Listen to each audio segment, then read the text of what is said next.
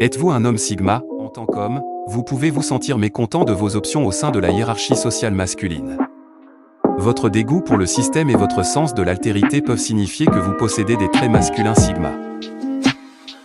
Les mâles sigma opèrent principalement selon leurs propres conditions.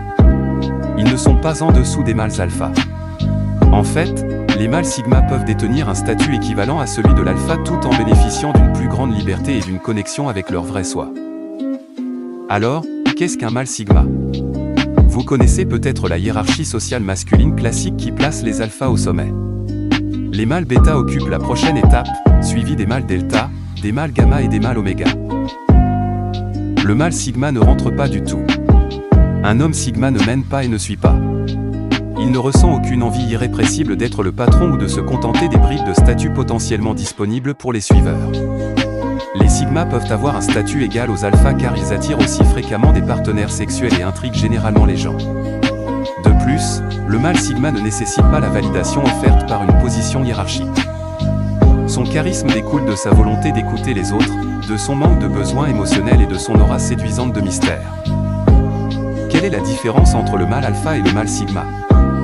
Bien que les mâles sigma affichent des traits de personnalité nettement différents de ceux des mâles alpha, ils ont certaines choses en commun. Le mâle sigma a un statut élevé aux yeux des autres. Ils peuvent attirer l'attention lors de rassemblements sociaux, attirer des partenaires sexuels et éviter de se prosterner devant l'autorité.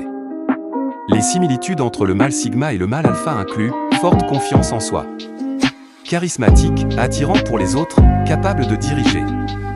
Intelligent, un homme sigma peut avoir les qualités intérieures pour poursuivre une position alpha, mais les principales différences de personnalité motivent la personne à emprunter un chemin différent. Vous entendrez souvent les mâles sigma appelés loups solitaires. Ceci est partiellement correct car les mâles sigma prospèrent par eux-mêmes.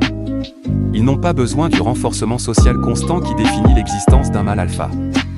Un alpha ne peut pas exister en dehors d'un contexte social, mais l'identité du mâle sigma reste la même quelle que soit la présence de personnes. Il pense par lui-même et poursuit des objectifs personnels au lieu de simplement suivre une mentalité de troupeau. Les mâles sigma choisissent les interactions sociales et les relations par intérêt véritable au lieu de la nécessité de cultiver de grands cercles sociaux à des fins de domination. Voici quelques différences entre les mâles sigma et les mâles alpha: plus grande tendance à être introverti, plus indépendant. Libre penseur, auto-sécurisé. Plus tranquille, aime les activités en solo et les voyages.